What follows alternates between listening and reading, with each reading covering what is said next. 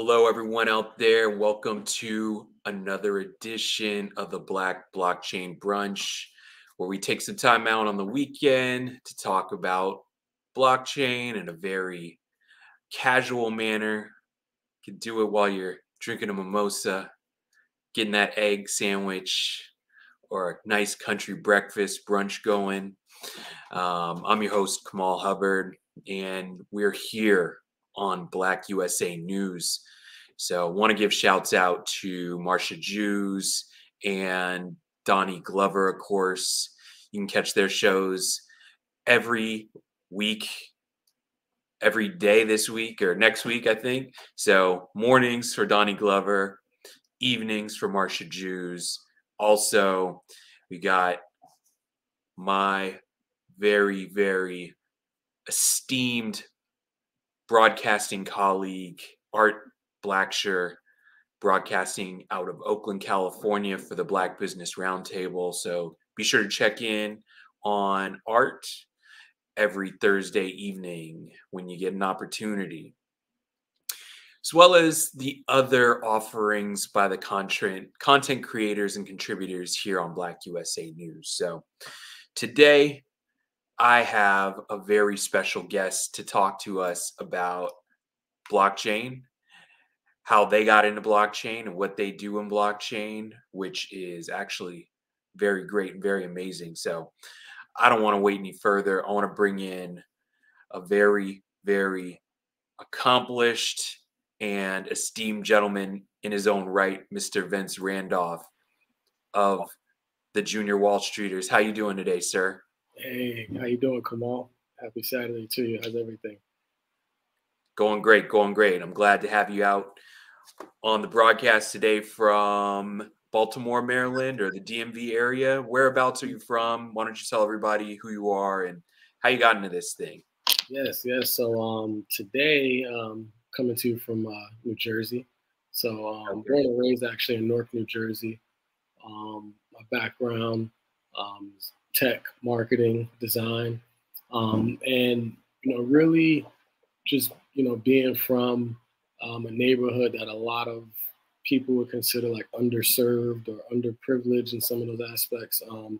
We just always had to go twice as hard to really, kind of get half as much a lot of times. But um, I was really encouraged to not give up because I've never seen any, you know, more entrepreneurs, scientists, engineers, just like on my own block growing up, people that had a lot of this knowledge.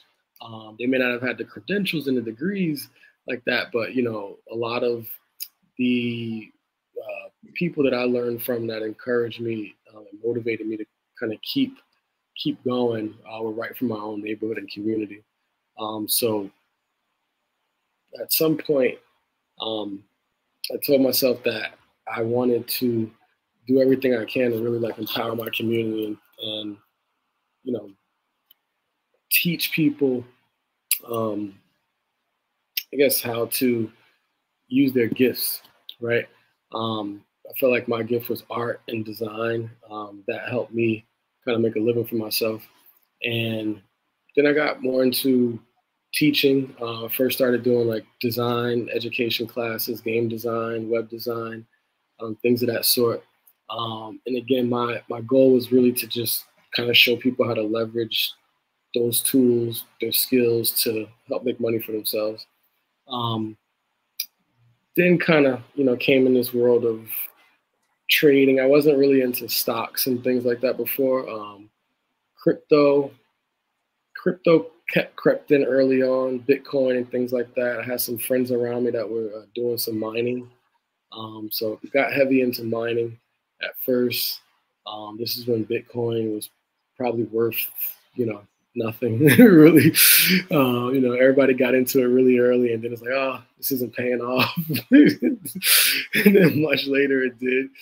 And just recently, probably within the past couple of years, I started working with Junior Wall Streeters because I really, absolutely just love their mission of utilizing financial education to address not just the wealth gap, but like the racial wealth gap in between, you know, Black and brown people and the remainder of the world.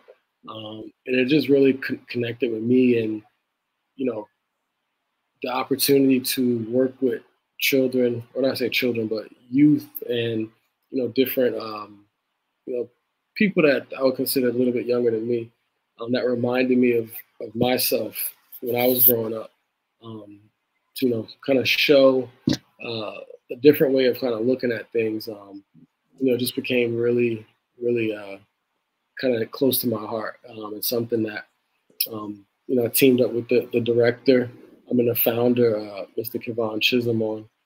So it's something that's really beyond a passion. It's really a purpose of mine. It's something that I think is crucial for us to do in our community.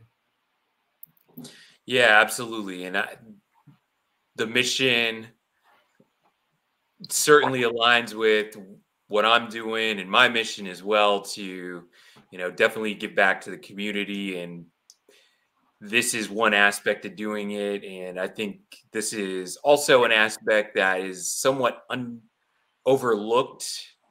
And so, but I think with the learning curve that's associated with blockchain and cryptocurrencies and NFTs and Web3, you know, there's some hesitancy. Right. And, you know, so that's why I really appreciate what you guys do at Junior Wall Streeters, trying to expose young people early and help them wrap their mind around these concepts. And, you know, I've had an opportunity to speak twice before, you know, a couple of groups of your summer camp participants, and it was really enriching to just be there. Really good energy. It's great to see that the kids are also interested in learning this as well. So, you know, hats off to you though. I mean, you've definitely been doing this for a few years now, and I'm obviously very new, but very happy to join the team and you know, helping out where I can. So, you know, you kind of talked a little bit about how you got into blockchain, but what made you actually really decide to invest more in actually teaching? And what are some of the concepts you teach at the Junior Wall Streeters? So I would say what made me really start to take it serious was that it worked for me. You know, not everything that everyone else was doing worked for me, but you know, I did some things as it related to cryptocurrency and blockchain early on that worked for me. Um, I think the first thing was, right, I had a bunch of friends that were mining. Um, we knew what cryptocurrency was, we knew what the blockchain was. We were all into technology, we were all really excited about the blockchain and its technical capabilities. The ability to create currency on it really just blew everyone's mind.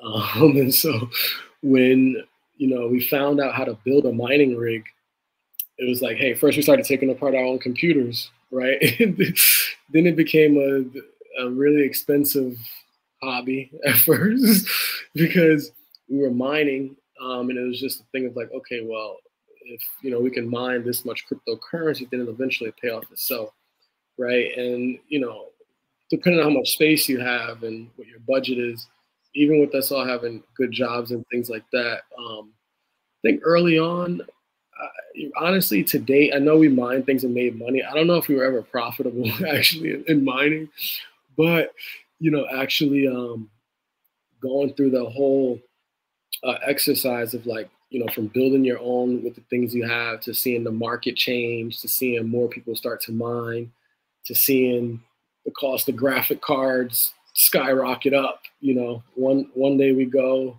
they're $200. Okay, we buy 10. You know, we go 3 months later, they're $600. It's like, whoa, I guess other people are onto this. then there's no more graphic cards at all in the supply, really. Then you see websites starting to sell different types of miners and things like that. So I'm like, okay, like this must be a thing. And just, as being into technology, I've always been someone that's been, I guess you say, like an early adopter of things. And I had a mentor of mine always tell me, you don't always have to be first to market. You need to be best to market. So we were just big on like R&D. So a lot of that, we did make money. We made more money, I would say, like trading probably than mining, but it gave us the R&D we need to eventually we kind of became experts in our own circle, but we were still learning, so just kind of being a part of like the community growing really is what showed me like, okay, well, people need this knowledge, people need this information, and it's best to continue to learn for ourselves so that we can be able to kind of have this dialogue with them. And then when I think some of the platforms like Coinbase and Robinhood and some of those things like early on started to come about, any extra money that I had, I would say Coinbase first because Robinhood wasn't always around. I came out after the fact, but I looked the other day. I first bought Ethereum when it was like $400, and I was holding on to it, sitting there. It went up to 700, 800. Got happy, made some money, and I exited out. and I just looked like back then. I'm like, wow, like same thing with Bitcoin. Like I had Bitcoin. It was like around like $1,200, and sold it back then, right? But what I learned though, and this came from another investor who was heavy into crypto as well, was that there's no such thing as a good investment. There's just good people with good principles and philosophies that do the things they say they're going to do, and that along with a lot of my friends around me were all engineers also, right? One of my close friends was a chemical engineer. He was kind of like the ringleader that got everybody going. So everybody was really smart, mathematicians. We knew that this would work. We just didn't really know like when, So we stayed in it, stayed involved, and really, just seeing where it's at now is a galaxy away from what we ever expected it to be.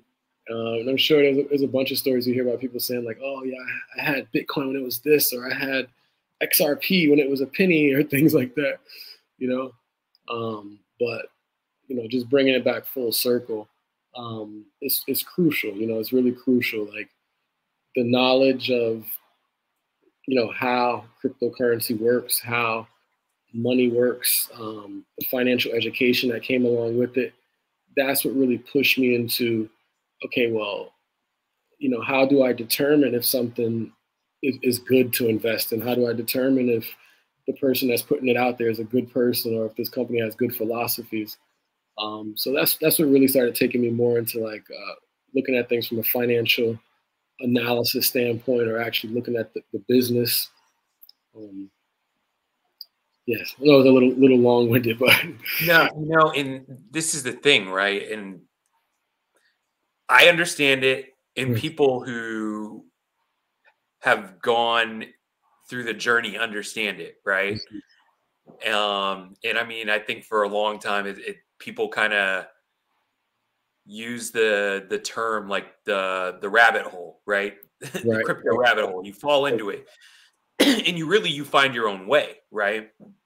And just like you started out as a miner, I started out somewhat as a trader and a consultant, and serving customers in need, and that is a different road for sure. And since I had clients who they had different issues, and there's confidentiality at points, and just got to still respect past clients just in that regards. But I got a sense of same thing, right? Like I didn't necessarily know why people wanted it, but the fact that people would want Bitcoin just around the clock sometimes over on the week, like 2 p.m. on a Saturday, right? Like, and that was also the good thing about it, right? Because it went beyond banker's hours, right? You have this 24/7, 365 market where it's constantly in supply and demand, right? Constantly in demand, and there's constantly a supply, and you're always just trying to meet those orders. And like I said, that was what intrigued me. You never knew why people wanted it, but sometimes people would, hey, I don't care what time of day it is, I want it. You got it. And I'm like, all right, this is interesting. Sometimes, like, well, I don't even care what you want this for, like, and you don't even really want to dig too deep sometimes too. I think, like, once again, everyone has their journey, and I'm not even saying that necessarily. Like, there are some people who just were victims of ransomware attack, so, it's not my place to say, well, what's on your computer? They just want their data back, right? So, like, and they're desperate to get their data back. So once again, you want to serve your client as quickly as possible so that they can get out of that situation, right?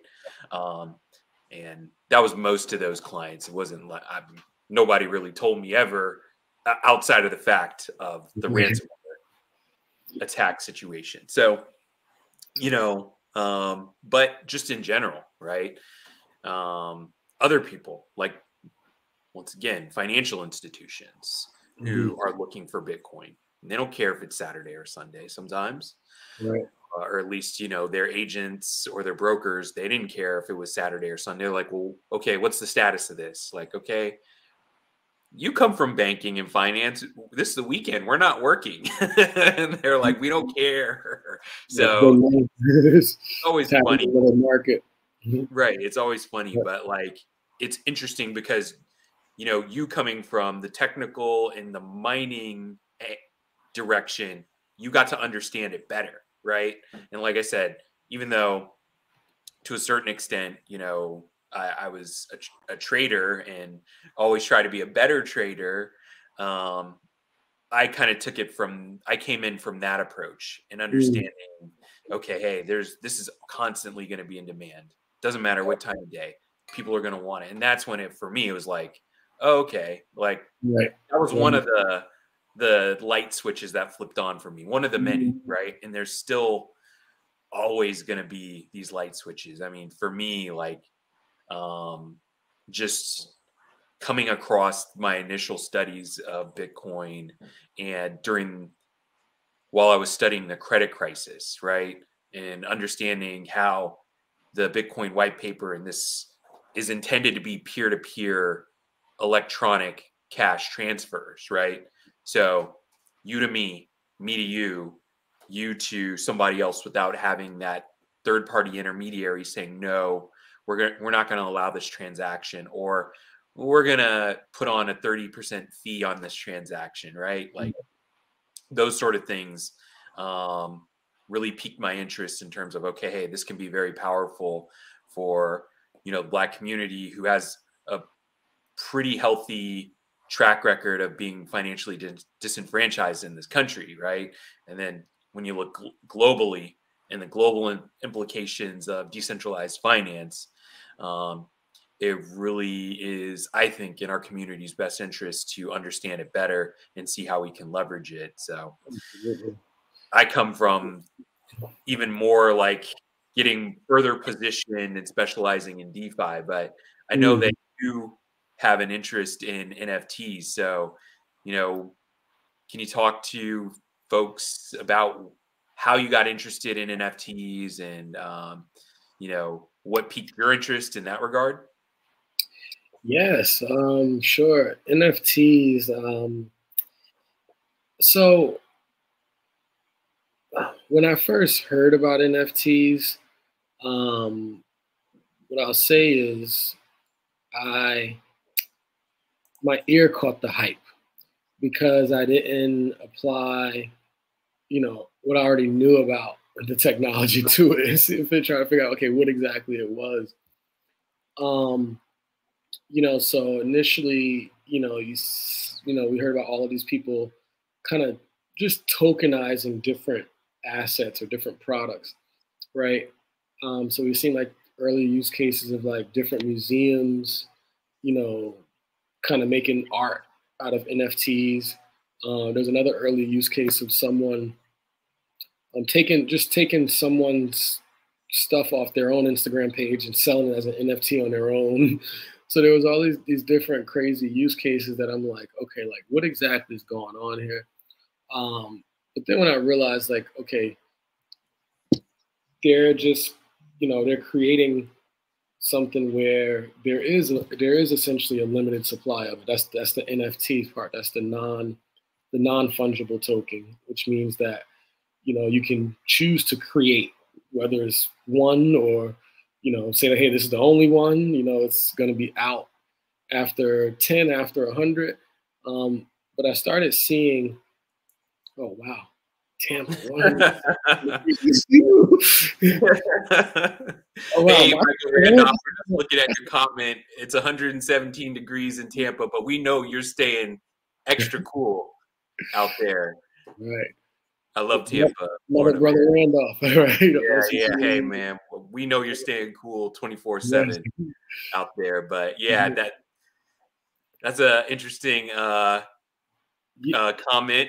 and it's hot out there, but this is and I don't want to get too far off topic. Let's maybe table it, but like sustainability with blockchain, everyone's talking about obviously global warming and how blockchain and crypto mining is not helping the environment. That's all changing, and to a certain extent, that wasn't necessarily completely fully true. So maybe we could talk about that. But this was an interesting quote. We got a little laugh out of it. But do please proceed at what you're saying about NFTs. But yeah, the NFTs, I started really looking at what can be done with a singular piece, right? How do you provide like essentially proof that you're the owner, right?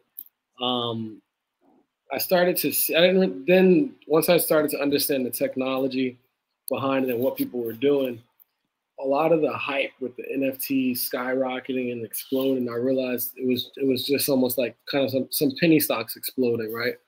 Some things had actual, tangible substance behind them. Other things didn't. It was all hype. And when I saw like NFTs being traded,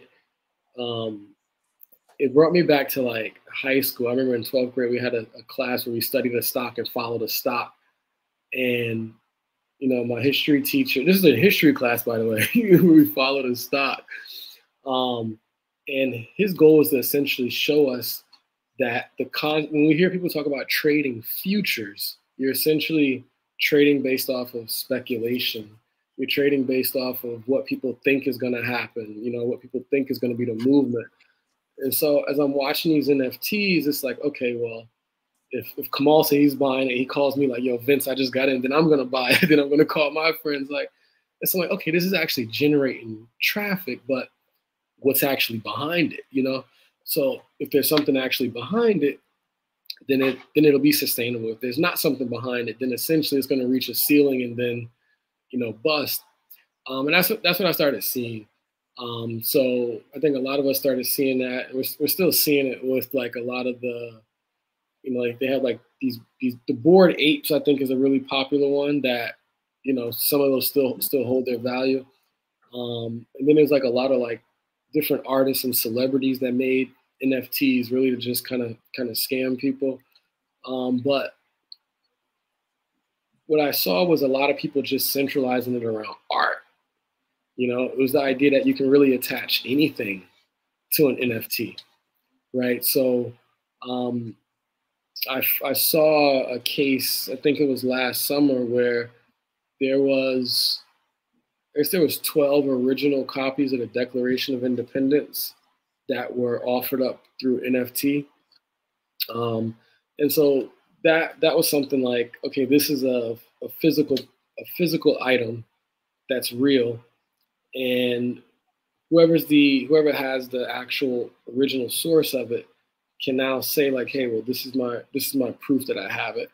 And once they put that up, you know, whoever's actually purchasing it can see the whole history of it, right? You can see the whole history of kind of essentially where it came from. We can't see who wrote it or anything like that, but we just see like, okay, who's in possession of it now, who published it or minted it, right?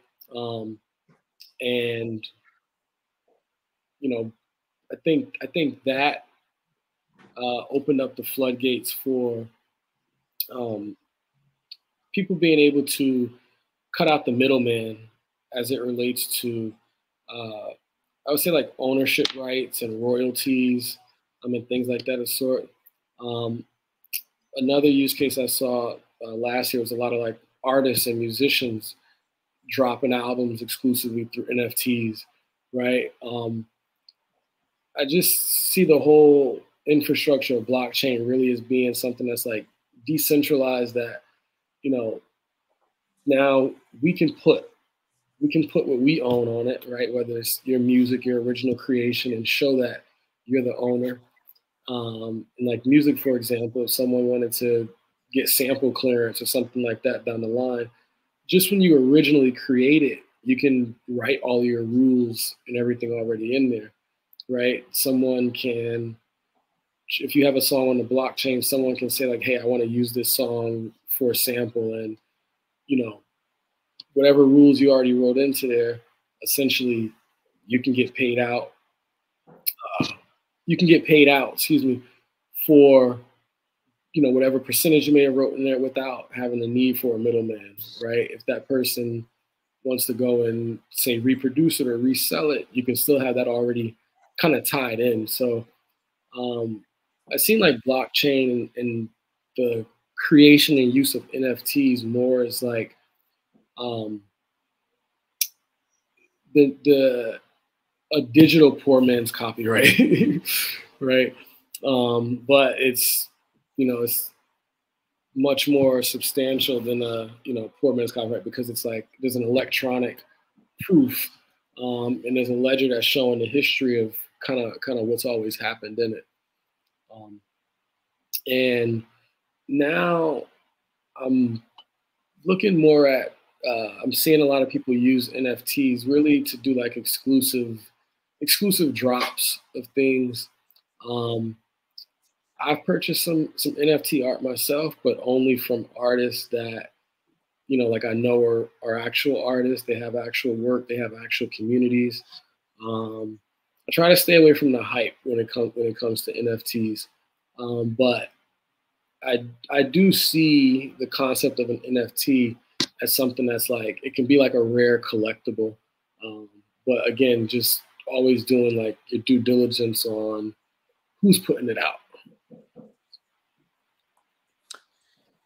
Yeah, I think that is very important too. You know, uh, it's interesting the way everything kind of operates cyclically, right? Especially in crypto. Right now, it still seems like AI is, you know, what's trending. But Mm-hmm. before AI, it was metaverse. And Right. then before metaverse, it was NFTs. And before NFTs, it was DeFi. And then before DeFi is crypto. So, um, Yes. right. And so, you know, I feel like, and I actually worked on an early NFT project. So, and just everything that kind of went along with it, like what I felt is that NFTs need to mature, right? They need to mature beyond just being a digital image, you know, and we're starting to see that, like you said, with actually putting albums on an NFT. There's actually one NFT project that I like right now, which is with Elephant Money on the Binance Smart Chain. Okay. And it's not just a piece of art necessarily, but you have the opportunity to stake that NFT and then earn, you know, a small percentage, daily percentage. And it's a pretty interesting project. So for it immediately has value, right? Right. And they have like a first round that allows you to um, get an NFT for one BNB. And then after that first round, those NFTs will double in price. So to buy a new NFT to stake and earn thereby, you would have to pay 2 BNB. And then after the second round, it will double once again. So like there's immediate value, right? From day one, if you stake it, you can earn a daily percentage, but then, you know, if you just hold on to it, it's going to double in the next round. So that's the kind of stuff that I like. And don't get me wrong, I enjoy art and I appreciate art, but like as we're starting to see NFTs mature, these are very cool things that you're going to see. Right. And I'm pretty sure with Bored Ape, you can like stake your Bored Ape and get ape coin. So Right. these are cool things to really bring in community and NFT spaces. But what are some NFTs that you or projects that you're looking at that you're excited about? So right now, I'm actually not looking at too many NFT projects. Outside of this is tying into what you just spoke about, what was happening with BNB, right? Like, yeah, I'm heavy into art, but I'm looking at it more as like, right, it's a digital asset, right? And one, what NFT projects are actually tied to some type of assets or something substantial, and two, like what type of communities around it, right? So looking at like some NFT projects, well, looking at kind of watching what's happening with NFTs as it relates to gaming. I was looking at the metaverse, but that kind of, did a 180 over the past 2 years. I'll get into that in a second. And also looking into like different NFT projects with cannabis. Something you said about the BNB project took me back to when I first realized that, NFTs have been around for a while. They've just been used in a different way, right? So what you said about the BNB project, it's called, you said it's Elephant Money, right? Elephant Money, yeah. So the Elephant Money, I had a group of kids one summer for a program that we did for design, and the one kid, I remember helping us one day. He goes, "Guys, I just made $230." I'm like, well, "What'd you do?" And he goes, "Oh, I just sold my so and so." I didn't know what he was talking about. So when he told me what it was, these kids were, they game all the time, but they're playing games, and essentially, there's assets in these games, right? Whether they're skins, whether they're he's playing a fighting game or something. There's skins, there's weapons, there's clothes, there's apparel, like all of these different digital assets. Essentially, they would purchase them for one price, right? Now they're in the market, right? They're on their character, right? It's almost similar to what you said about staking. The more they build up that character's like XP or that character's, portfolio, the higher the value of that skin goes. So this kid told me, he was essentially selling digital assets. This was probably like 8-9 years ago. This kid was in 10th grade. And I'm like, does your mom know about this? And he goes, He goes, he asked her for the initial money to start and hasn't asked her for money since. So apparently, I guess I wasn't supposed to know about this or even the teachers, but I uncovered this serious ring amongst the kids in school. Like they were doing this nonstop, essentially buying skins or buying different digital assets, inflating the value on them by, generating more clout for their character and then selling them off or auction them off into kids. And then the kids would want to buy them, even if they didn't have the capacity to play the game. Some kids' parents just gave them money. Now that gave them clout, right? And I'm like, okay, these kids are trading. Like, do they even realize what's going on? They realize it, but that was an early on version of NFTs. And it's like, okay, they had an actual real community behind it. And essentially, I think that's kind of still going on. We touched on with the metaverse. The metaverse became a space where people were, selling NFTs in it, selling real estate in it, for like astronomical prices, like a year or two ago. Then it kind of flipped upside down because, people were essentially paying for digital space in a, fictitious world that, right. Some of it's connected to some utilities. Some of it's not. But again, it's all about like, what can you do with it, right? Is there a community behind it? So I'm looking at some things actually. I'm looking at some viable ways of still being able to use the metaverse for like education and even like retail commerce, like e-commerce. So those are some of the things that I'm kind of, still keeping my eye on right now. Awesome. Well, Vince, I want to thank you again for taking time out of your weekend. It was smack dab in the middle of a Saturday out there in New Jersey. Thank you for joining once again. Can you share a few other things that you would like to leave out on about the program with Junior Wall Streeters, or just anything else you'd like to share? Yes, absolutely. Well, definitely want to, thank you yourself, Kamal, for inviting me onto the show today. Thank you for even participating in our program, this past summer with our youth, and even for donating some of your own cryptocurrency to our participants and students. That was great. And Junior Wall Streeters' goal again is to address the racial wealth gap using financial education. We're always looking for assistance in doing that, whether it's through sponsorship, donations, or even people just, doesn't have to be money at all, right? Donation of time, knowledge, expertise, really something to keep us motivated, right? Keep the youth motivated.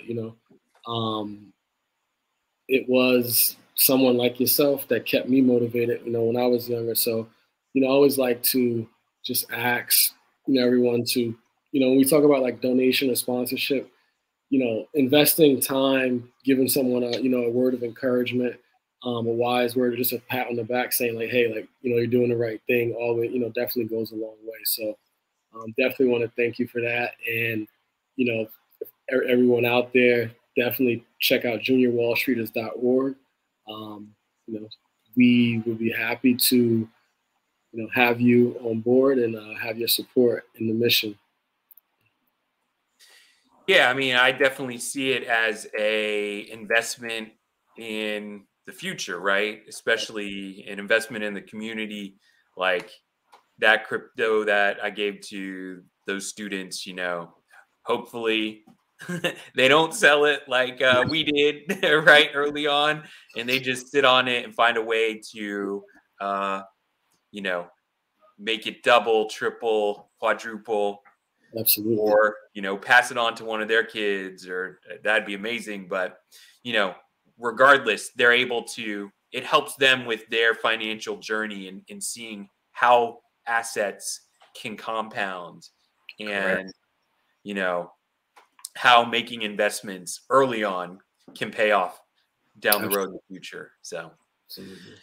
well, thanks again, Vince, and thanks again, everyone, for tuning in. We'll see you very soon here on the Black Blockchain Brunch.